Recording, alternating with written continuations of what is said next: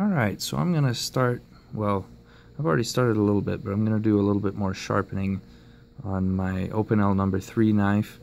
I thought I'd show you my little knife sharpening box here. It's a box that I had my Timberland Pro boots that I got at a yard sale. I don't have the boots in the box anymore, so I'm using the box for my knife sharpening stuff. I'll show you a little bit what I've got going on here. So I have a rag, because I don't like having the oil on my hands, so I have something to wipe them off, especially when I'm filming, so that I don't get oil all over my phone. I've got a little bag here with lubricants and Loctite and Q-tips in there, so that if they leak, they leak in the bag. They're not going to leak in the rest of my kit. But I picked up this little tiny driver set from Walmart. I can't remember exactly how much it cost. I know it was fairly cheap, but I needed a second set of Torx bits because on my Balisongs they have pivot screws that have Torx bits on both sides.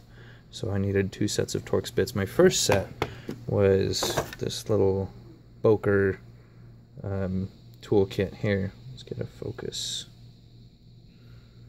Oh, there we go. Little Boker stubby. The back pops off and has a few Torx bits in there. That's not what this video is about. I'm just showing a little bit. This is my strop. My dad actually made this strop for me.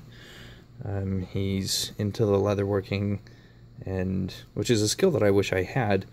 And he did me the courtesy of making this strop as a gift when I was trying to get into straight razor shaving. It's never happened yet, but I do have the strop and I now use it almost daily on my knives. There was a little bit of alcohol, isopropyl alcohol, that I used to clean my knives that spilled on the strop and stained it a little bit in the corners there. But basically I just take this and I hook that around a doorknob so that I can pull on it and have some tension, but it also has a bit of flex to it, so it hits most of my edge. And I've got a little bit of jeweler's rouge rubbed into one side of that, so I've got three blank sides of leather that I could add different grits to, or simply use as plain leather strops. I've got some very coarse sandpaper here and some very fine, well, not very fine, I should say medium fine crocus cloth. Some electrical tape, and I'll show you what I use that for. This is what I use to sharpen mostly currently. It's a Lansky sharpening system that I bought. Let's see if I can move some of this stuff here. Okay. So I bought this on a local, I don't know what to call it, local classified ads website called KSL. And the guy was selling it for 10 bucks. I added the toothbrush myself. There's my little Opinel knife in there that I've been working on. And obviously, the stones are fairly used. My fine stone is a little bit cracked, so it has a tiny bit of a bow to it. But I've been using them, and they've been doing a great job. So the electrical tape I put on the nose of the clamp for the sharpener.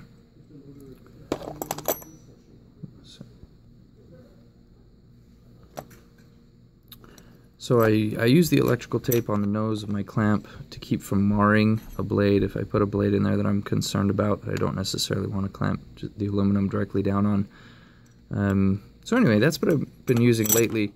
Now, for my Opinel knife, I showed that it had a fairly flat grind, and I've been hitting this with a coarse stone just a little bit. And I'm going to hit it some more until I can flatten out both sides of this blade, because I want to make it an actual true flat grind down to the edge. Oh, my camera's having a hard time. I want to make it a true flat grind all the way to the edge, and then polish it up so it's a nice clean blade. So that's what I'm going to be doing today. I'm going to take my coarse stone, move this out of the way here. Take my coarse stone, and I use the honing oil that came in my kit.